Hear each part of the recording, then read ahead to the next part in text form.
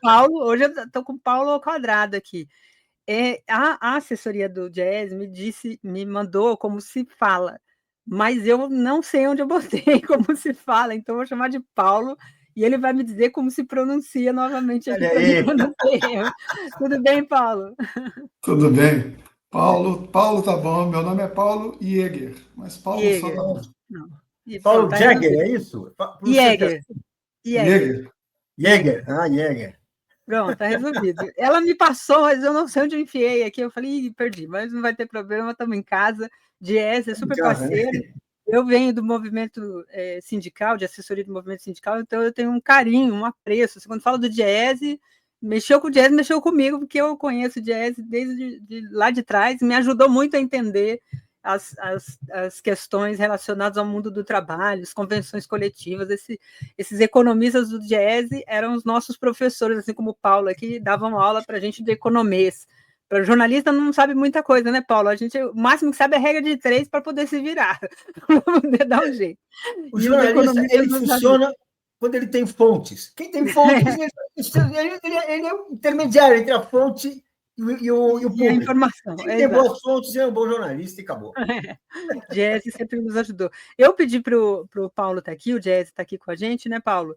Porque a gente está nessa discussão no Congresso, entrou aqui, a deputada Tabata Amaral participou aqui no início, dizendo que vai fazer algumas propostas de emendas com um mecanismo de tentar criar uma atualização automática, vamos dizer assim, da tabela do imposto de renda, e também alguns mecanismos de recomposição, né? Ela trouxe ali uma série de propostas que, segundo ela, está sendo negociada e pretende que seja também aprovada. A gente sabe que é uma batalha. Mas eu chamei o Diese, né, Paulo, porque a gente precisa entender que impacto tem essa discussão de hoje. É uma proposta de campanha do presidente Lula, colocar o povo no orçamento e o rico no imposto de renda. Mas o que isso significa? Eu já vi vários números, Paulo, sobre essa questão do que vai impactar para a população trabalhadora, para o enfermeiro, para o policial, para a professora, que deve ter essa isenção aprovada no dia de hoje. Mas eu queria ouvir do Diese, que impactos a gente pode ter diretamente ali na renda desses trabalhadores que terão isenção, e é uma faixa substancial. Ao mesmo tempo, a gente vai passar depois por uma análise também do que significará para o orçamento esse andar de sendo devidamente taxado. Diga para mim, Paulo, como é que a gente pode olhar esse cenário aí dessa votação, se aprovada, né? Obrigado por ter me convidado o Gés para participar desse programa. Para nós é um dia muito importante, muito importante. Como a gente não vê em muitos anos, ou talvez em décadas. A gente tem no Brasil uma estrutura de distribuição de renda quase que imóvel. E quando ela se movimenta para pior. Você tem um aumento da concentração da renda.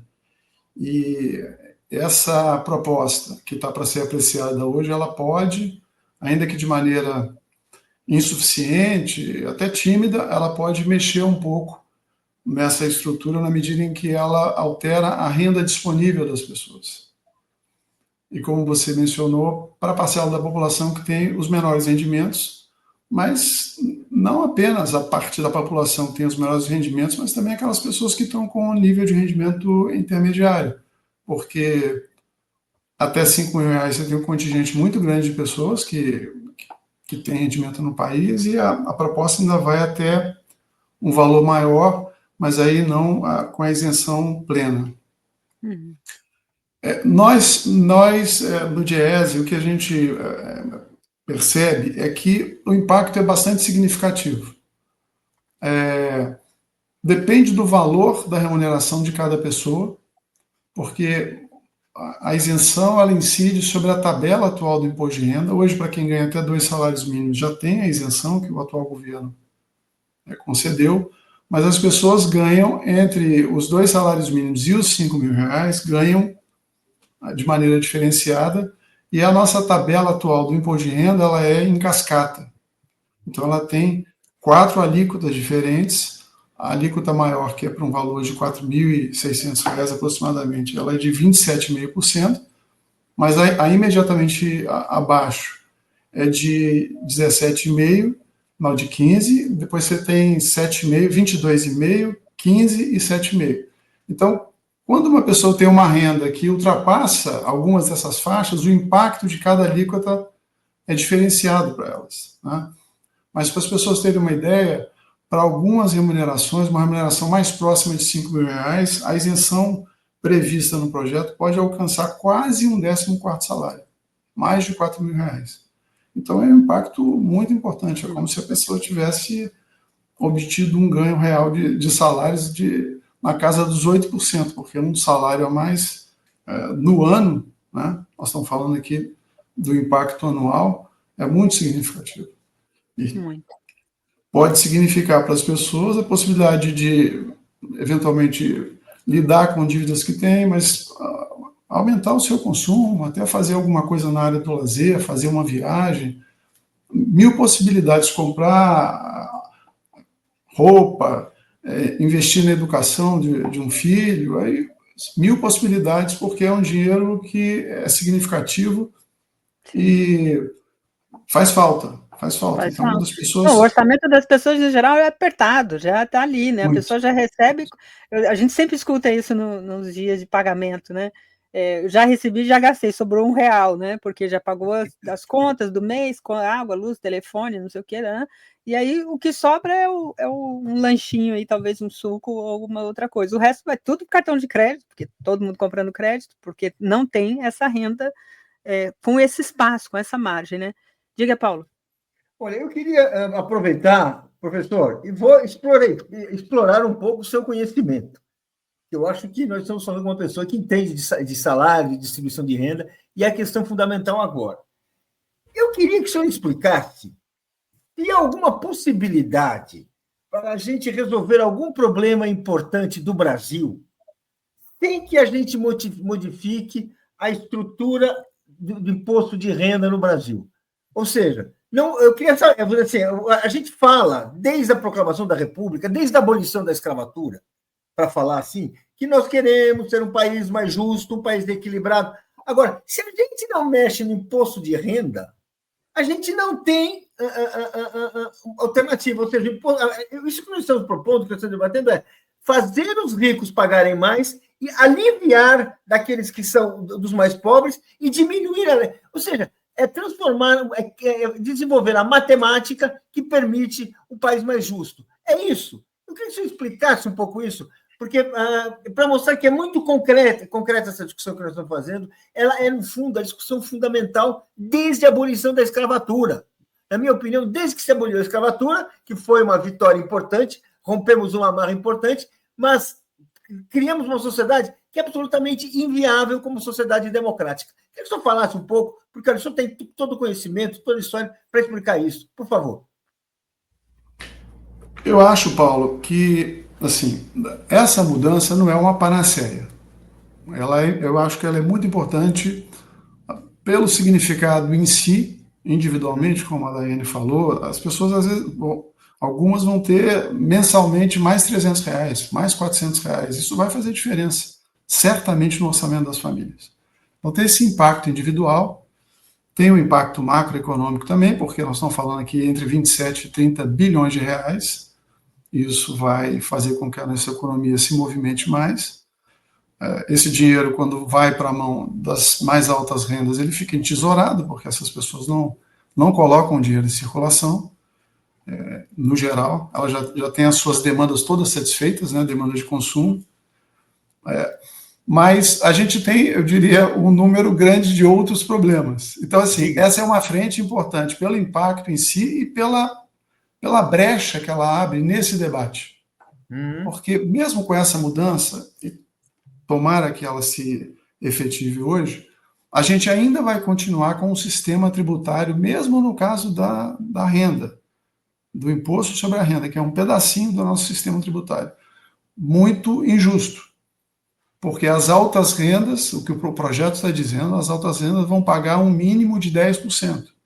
E a renda efetiva paga pelas faixas intermediárias de renda no país é maior do que esses 10%. Então, a gente precisa avançar mais, mas está colocando como se fosse uma cunha.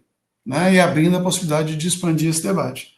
Mas a gente tem, ainda falando de tributação, a gente tem um problema na relação entre impostos diretos e indiretos no país, que isso é uma das coisas que faz o nosso sistema ser muito regressivo. Ele, ao invés de acompanhar a capacidade de pagamento dos contribuintes, que é o que a nossa Constituição, por exemplo, indica, né, como princípio, o princípio da capacidade contributiva, ele não faz isso, ele acaba tendo proporcionalmente um peso maior sobre quem ganha menos, ou sobre quem tem menos patrimônio. Porque a gente tem a tributação da renda e a tributação do patrimônio, né, no caso dos impostos diretos. E no caso dos impostos indiretos, a tributação sobre o consumo, fundamentalmente, ela não distingue as pessoas pela sua capacidade de contribuição.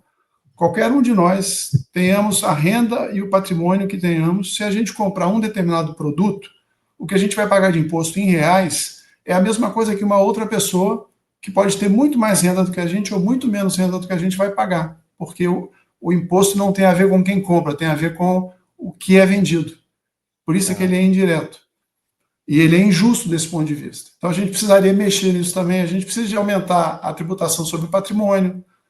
Por exemplo, a propriedade rural no Brasil é muito subtaxada. E se a gente fizer as comparações internacionais, então tem muita coisa para se fazer. Mas ainda assim, eu repito, é muito importante o que está se tentando fazer hoje, porque está indicando a direção correta. Né? E vai melhorar um pouco a distribuição da carga tributária do imposto de renda. Para quem vai ser isento, vai ser um tremendo alívio. Para quem vai ter alguma redução entre 5.000 e 7.350 também vai ser um alívio importante. Mas em termos de estrutura tributária, a gente tem uma progressividade de acordo com o tamanho da renda, né, da taxação do imposto de renda, que vai até mais ou menos os 90% da população. Quando chega ali, ela despenca. A alíquota que se paga a partir daquele patamar é muito reduzida. E com essa mudança, a gente vai melhorar um pouco esse topo aí, o 0,1%, vai ter que dar uma parcela maior de contribuição, mas quem sabe mais adiante a gente tem força para arrancar mais. Isso vai ser o primeiro passo. O Paulo Jäger abriu aqui a conversa com a gente, ele abriu a conversa com a gente falando sobre esse momento histórico, né, de que, de fato, hoje é um dia importante do ponto de vista da tributação, dos impostos para o Brasil, principalmente para o povo trabalhador, o povo mais pobre. Olhando esse cenário e essa perspectiva para frente, o debate ainda está muito inicial, né, Paulo Jäger? Porque você falou dessa questão do consumo, do imposto sobre consumo, dessa progressividade que a gente ainda não tem, a gente depende, como dissemos aqui com a Tabata, de um governo que tenha decisão política de fazê-lo, porque se não decidir fazê-lo, a tabela fica lá do jeito que fica estática, sem grandes alterações, e a população continua pagando altos impostos. Há uma situação também que a gente precisa conscientizar as pessoas da importância do imposto, né? Outro dia eu estava falando isso aqui com as minhas sobrinhas, eu sempre falo muito das minhas sobrinhas aqui. Mas por que a gente paga imposto? Porque a gente precisa manter os serviços públicos. Mas que serviço público? Eu não uso serviço público. Você usa, você pensa que não usa, mas você usa. Aí fui citando as questões todas que a gente vai usando, o transporte, o médico, para quem não tem plano de saúde, precisa dele, a escola, sua mãe paga a escola, mas ela recebe uma restituição, ainda que seja menor, mas ela recebe uma restituição porque o Estado deverá. Enfim, quando ela vai entendendo isso, ela fala, entendi, então faz jus. Mas há um tom sempre de crítica ao imposto, porque ninguém quer pagar, tirar do seu próprio bolso tudo isso. Mas há uma perspectiva da gente tentar também fazer a consciência das pessoas entenderem a importância desse imposto e também de como cobrar para que esse imposto seja devidamente usado, né, Paulo? Porque acho que essa é, às vezes, a confusão que os trabalhadores muitas vezes têm. Ele vê descontado ali o seu fundo de garantia, por exemplo, que ele recebe depois, mas tem o INSS, tem outros descontos, que ele fala, mas para que isso? Mas aí, quando ele precisa, ele fala, que bom que eu paguei, que bom que eu tenho essa seguridade, né? Essa consciência a gente ainda não atingiu para esse patamar de cobrança, inclusive, das gestões públicas, né? Bom, ninguém gosta, você tem razão, ninguém gosta de imposto. É só pensar no nome, né? Mas, de outro lado, eu acho que a gente está dando alguns passos importantes. Esse debate é muito importante, né? E está jogando luz sobre um tema que é sempre muito escondido. O fato de que a gente está assim, difundindo, não plenamente, porque pesquisas de opinião pública têm mostrado que uma parte expressiva da população sequer sabe que esse projeto existia. Mas a gente ampliou o debate sobre esse assunto e jogou a luz sobre o fato de que você tem uma casta de privilegiados no país que sequer paga uma alíquota mínima de 10% sobre os seus altos ganhos. Altos ganhos. Nós estamos falando aqui de 0,1% da população, umas 200 mil pessoas, e que abocanham quase 6% da renda nacional. Opa. O 1% que mais tem renda abocanha 12% da renda nacional. E do outro lado, os 50% mais pobres ficam com 10% da renda nacional. Para as pessoas terem uma ideia. Então, do ponto de vista da justiça tributária, é um absurdo que essa parcela, que é a parcela que mais ganha, pague menos do que a maior parte da população de imposto de renda, quando paga. Né? Em 2023, eu acho, 2023, a distribuição de dividendos, ela alcançou o volume de R$1 trilhão. E não, essa é uma das explicações pelas quais essa parcela da população que não tem rendimento do trabalho assalariado, na sua gigantesca maioria, eles têm rendimento de outras fontes. No caso dos dividendos, rendimento de participação em propriedade de empresas, que deram lucro e distribuíram esses dividendos, que são isentos. Então, para essa parcela da população, quase 70% do rendimento deles é isento.